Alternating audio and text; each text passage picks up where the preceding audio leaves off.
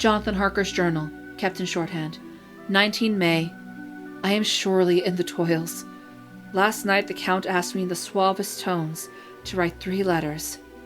One saying that my work here was nearly done, and that I should start for home within a few days. Another that I was starting on the next morning from the time of the letter, and the third that I had left the castle and arrived at Bistritz. I would fain have rebelled, but felt that in the present state of things it would be madness to quarrel openly with the Count whilst I am so absolutely in his power, and to refuse would be to excite his suspicion and to arouse his anger. He knows that I know too much, and that I must not live, lest I be dangerous to him. My only chance is to prolong my opportunities.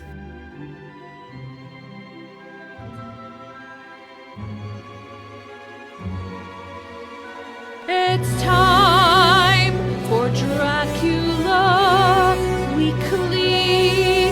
It's time for Dracula Weekly.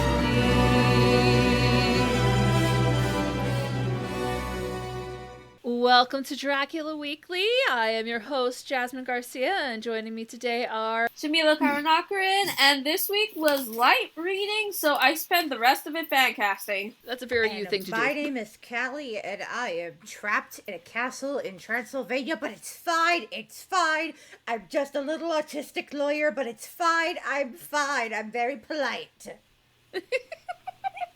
I mean, you did sum up Jonathan's parts very, very well already there. We literally only had to read for like 3 days, and the biggest bulk of it was actually starring our beloved sweet Lucy. Callie, I think you summed up Jonathan's portions very well.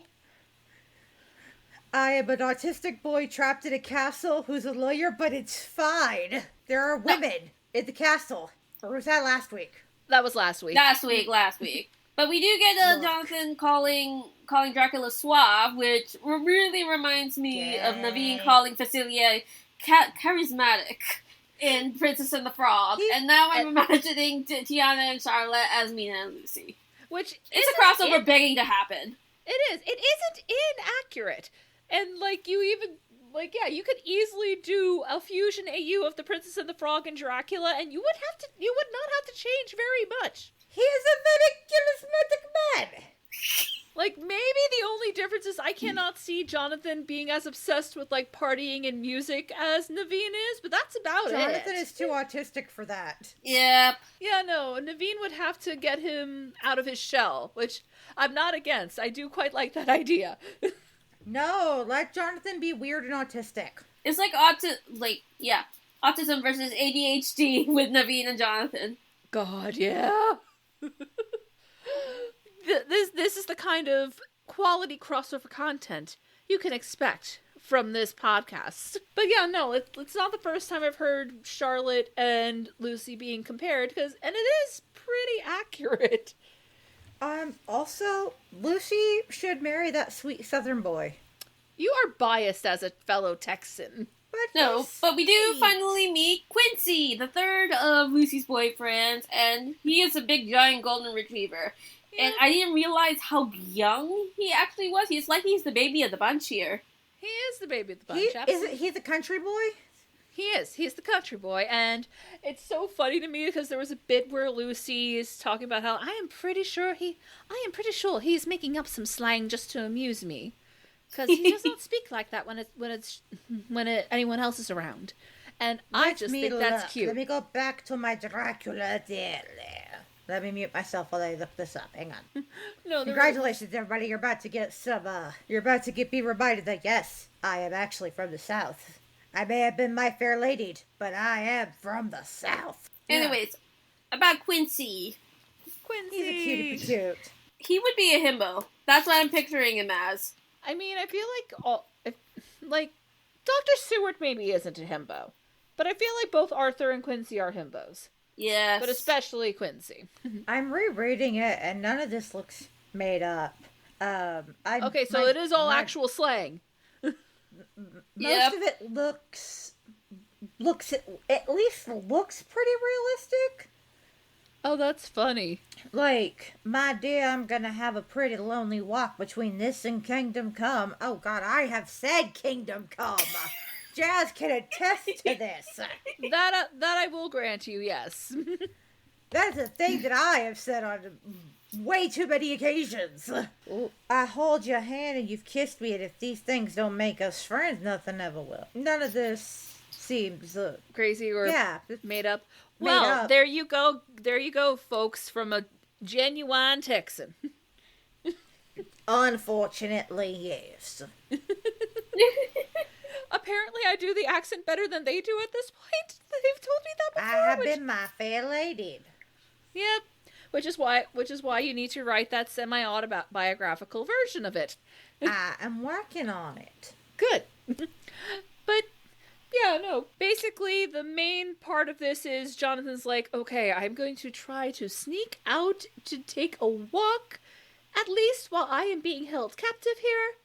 And then 4 pages of Lucy writing to Mina about the day she got proposed to by 3 men in a single day.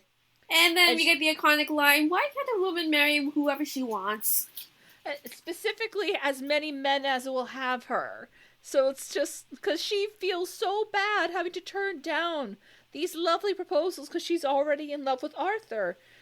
And she just wishes she could tell them all yes. So once again, this is good polycule versus evil polycule. If anyone's curious, Popcorn has opinions. I can hear her outside. You guys can't hear her, but just know that she is currently screaming outside. Okay, what do you think Popcorn is screaming about?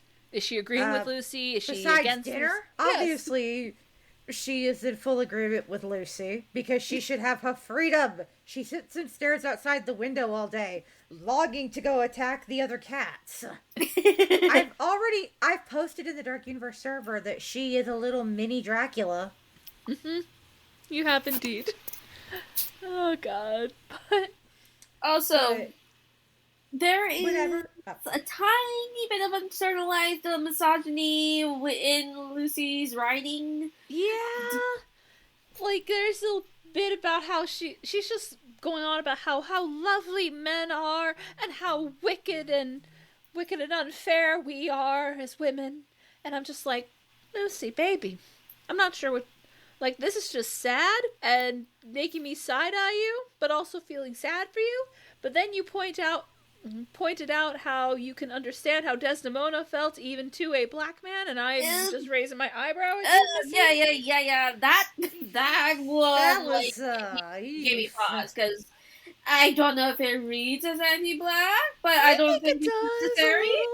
Like, I was sitting there like, I'm white and this is uncomfortable. Obviously, it's just something we're going to have to deal with as we're reading this, because this is a very Victorian British novel. But whenever Jonathan is sneaking around, all I hear is da-dun, da-dun, the Pink Panther thing. Yes! He's trying to get out. He's going all Pink Panther. Well, now I'm wondering if the cartoon ever had Dracula appear. That feels like something that would have happened. But we also forget Dracula comes in suavely, as Jonathan says, and he basically has him space out the 3 letters of correspondence over the next month or so, and that's when Jonathan realized, oh, I'm on a deadline. Also, I just looked it up. There is a Dracula episode of the Pink Panther. Yes! It's called Pink Yes, Plasma. I gotta watch it. So I guess that's on the list now. But, no, like, Jonathan is just my baby. Protect the boy. I will protect the boy. He needs a vacation after this. Oh, absolutely. Protect all the boys in this, except you, Dracula. Because you're the problem. Oh, God. Callie, no! Not already! Explain yourself. Explain yourself beyond the fact this is on brand for you. Like, Dracula's a weird old man with, like, that bushy mustache, because I've seen all the fan art. He's always drawn with a bushy mustache for some reason. Oh, no, that's not what I picture anymore. You can blame Jazz for that shit. I should have known. It's your own damn fault, bitch. Fine. For those of you who don't know, the podcast we keep talking about, Are You Afraid of the Dark Universe, Fancasts Mads Mikkelsen as Dracula. We do all agree on that. And as anybody who has listened to this podcast for any length of time knows, Callie is a big old fannibal. I am a fannibal, and I'm proud of it, and also I propose vampire Hannibal Lecter for the end of time. Yes, we know. And River roasted you for it. Rightfully and so. River can continue to do so, but I will continue to be right. But this did lead to Shami getting into her fan casting. So we keep Mads as Dracula because that is a good choice. Yes, it just objectively is. Yeah, and we go with Callie's idea of Tom Paine as Jonathan because they are same character, different fonts. Yes, I am here for a Jonathan Harker with Malcolm Bright vibes. I'm definitely here for that. He is my boy. Yeah, obviously we need a black Nina, Murray because I am always going to advocate for that. So, I'm going to look up an age thing. I think it's going to be age gap. It's going to be too off, but I want to look something up. I'm not even sure if they'd have the chemistry, but I'm going to look something up. Okay. Are you thinking Kat as Lucy? I mean, as Mina? Perhaps Kat can pull off anything. Kat is a queen. Kat deserves a better vampire show. She does deserve a better vampire show, and listeners, obviously we are not there yet, but Mina's like a badass in this novel, and it's actually total bullshit how she has been portrayed in other portrayals of the Dracula story. So, she's the one getting all the research done. She is the one maintaining that mental link with Dracula and tracking him down.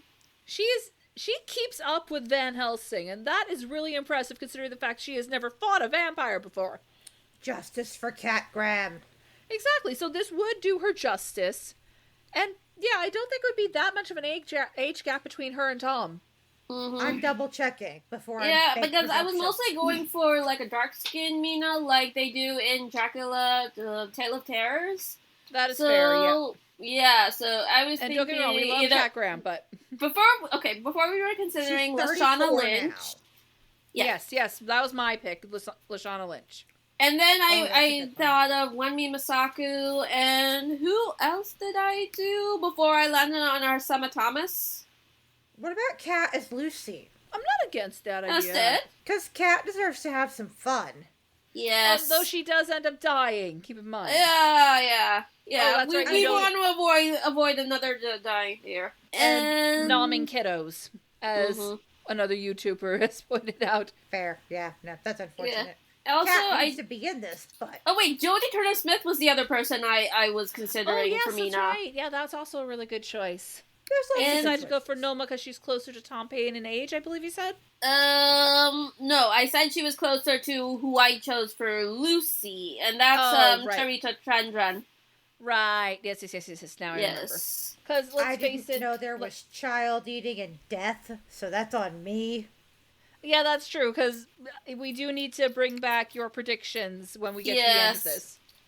Well, apparently now I gotta predict child eating and death. Yep.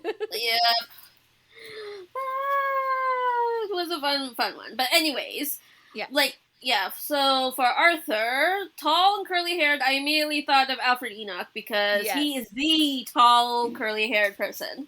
I appreciate that. That is, for those of you who don't... Yeah, no, we love Alfred Enoch. We loved Wes on How to Get Away with Murder. He deserved better, too. Yeah. Can we get Chris Wood on this, since we're going full punches? As whomst, though? I don't know yet. He plays crazy. Charming and crazy. I mean, not to spoil too much, but if you want to go by that, we can make him Renfield. Oh, true. Isn't that the person who Nicholas Hoult played? Yes. Yeah, but that was a different take on Renfield. Yeah, we'll get into that. It's the basic idea of Dracula's servant who has been driven mad by being his servant. Oh my God. The same. Oh my God, Chris Wood would have so much fun with that. Rats! Mr. Rats. Pork Rinds? Mr. Pork Rinds here? Poor Shami has no idea what you're talking about. No, but Van Helsing has not made an appearance yet, but Alexander Siddig, he is the same age as Mads Mikkelsen, and I would like those two of them to go head to head. That would be very cool. I would love to see that. Also, arguably, arguably one of the... You know what? There's an audio drama of Phantom of the Opera where he played the Persian. So very similar vibes there, if you ask me. Okay, so Callie has no idea who that is, so we gotta send them a picture. I feel like he was in something that you've seen, Callie. I just can't think of what. I just can't. I don't hear well, so sometimes I don't catch the name. So I'll probably recognize. Yeah, he was in Game of Thrones as Oberyn, I think. No, that was Pedro Pascal. No. Yeah, the brother. I always forget the names because I don't do Game of Thrones. Wait, was he the dude who pushed the kid out of the tower? No, that's a different I sent you a GIF, Callie. Sorry, I'm trying. That's Nicola. No. Nicola. No, Alexander Siddig would be a fantastic Van Helsing. I'm absolutely here for it. Yes, and again, that man would be an excellent Van Helsing based on the vibes. Yes. And like I said, he did the voice of the Persian in a Phantom of the Opera audio drama I listened to several years back. And, as far as characters who actually know what the fuck is going on with the monster and whatever story he's in, why not? And this one, he gets to be even more badass. Mm-hmm. I still haven't chosen, who I want for, Jack and Quincy, but I did picture Jacob Anderson as Jack, and interesting. For some reason, Tony Revolori came up when I thought of Quincy. I have no idea why. He was Flash in the new Spider-Man movies, Callie, and Jacob Anderson, that is Louis on the new. In the new Interview with the Vampire. Yes. Okay. He was also on Game of Thrones, but I just like his general look better on Interview with the Vampire. I love his curls. Yes. I was looking for a Southern actor because I feel like I just think it'd be kind of fun to give it to a Southern person who could really embody the cowboy nature. Oh. Dear God, please, and not Matthew McConaughey. Fuck that man. No. Well, yeah, we are not about him in this house. Also, I hate that man. For what we're going for here. Good. I hate him anyway. I'm just making a point. When people think Southern, that's what they think of it. It makes me angry. Mm-hmm. But also, when I think cowboy, you either go with black, Mexican, or Native American because that's historically what they were. Because history is a whitewash. That is correct. We actually did. You know what? I will give a little bit of props to my pre-AP U.S. history teacher for giving us that valuable lesson in 8th grade. Nice. And also a whole lot of them were gay, so that just adds to my polycule deal. Listen, guys, if we were to do a Dracula, we would absolutely make it poly, and it would. Everyone is a bisexual disaster. Yes. Correct. Just like on this podcast. Whee! But so it's relatable. But there are some. It is weird how many actors come out of Texas, and how dare I not be one of them? But that's not the point here. Dallas has a lot of. Selena Gomez, Demi Lovato are two of the ones I can name off the top of my head that came out of the city I graduated high school from. Pretty sure Tyler Posey's might also be, if I'm not mistaken. I'm not sure about him, but yeah, I know. If he wasn't too old for it, I'd actually love to see him as Quincy, but he's a bit old for it now. He has a baby face. He does have a baby face. Let me see. I'm pulling up his bio. Baby face. But no, he's California boy.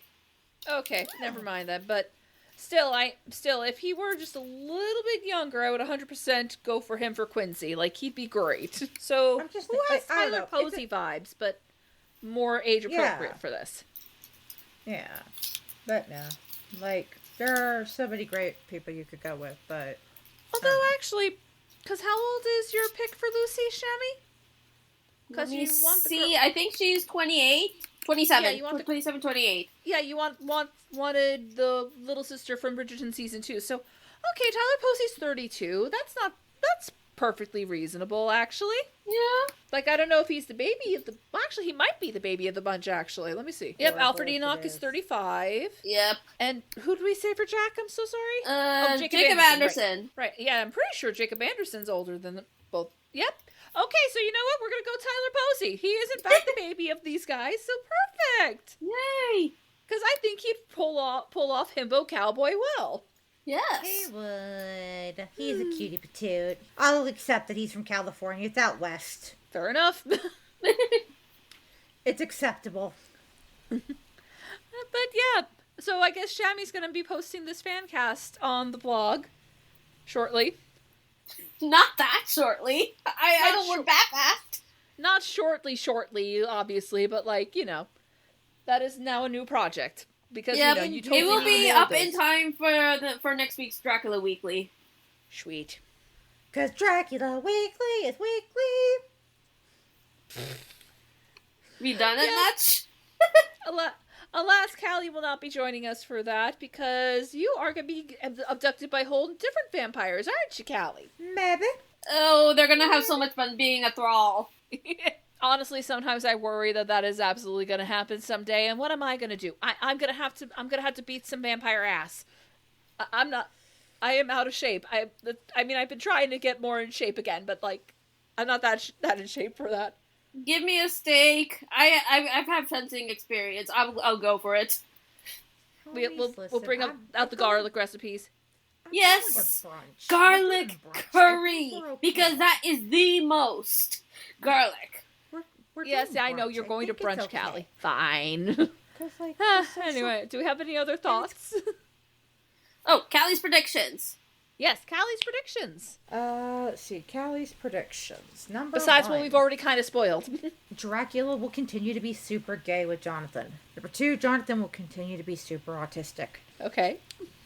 3, Lucy will continue to be poly. 4, Mina will be badass. That's a given. Of course. And 5. 5 is Jonathan will put his foot in his mouth saying something he really shouldn't. Fair enough. Does that tie in with the odds? All right. So, who's got stuff to plug? I'm Callie, and I'm the host of the podcast Postcards from Mystic Falls, a podcast where residents of Mystic Falls drag newcomers into the Vampire Diaries coven. We'll be discussing all of the shows in the Vampire Diaries universe from the CW network, which included 2 spin-offs, the originals and Legacies. The Vampire Diaries premiered in 2009, and it ended when Legacy series finale aired in 2022. We plan to air our first ever episode on Monday, June 24th, after the convention taking place on June 7th through the 9th in Covington, Georgia, where the Vampire Diaries was filmed. This convention, called June Wedding, is being hosted by Epic Events and Entertainment, and I will of course be attending the wedding of the year. I'll be posting on all of our social media profiles, which you can find in the episode descriptions. It's Mystic Falls. Nothing bad ever happens here. Well, you can find me on the Online Muse on Tumblr, where I post listicles and do fancast requests. And my GoFundMe is still up, so any donations are greatly appreciated. And as always, you can find me on Twitter, Tumblr, TikTok, and Blue Sky at Favor Vieira. You could also follow the show on Twitter at IER Podcast. And if you would like to help us reach the next chapter of our story, please consider leaving us a review or rating us on the podcatcher of your choice, telling all of your friends and family about us. And even better, if you have room in your wallets, please consider donating to our Patreon, our Ko-Fi page, or just the support the show link below. And now let's close out this week's Dracula Weekly.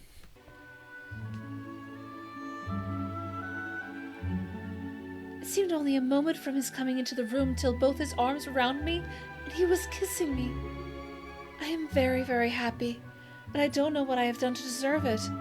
I must only try in the future to show I am not ungrateful to God for all his goodness to me in sending me such a lover, such a husband, and such a friend.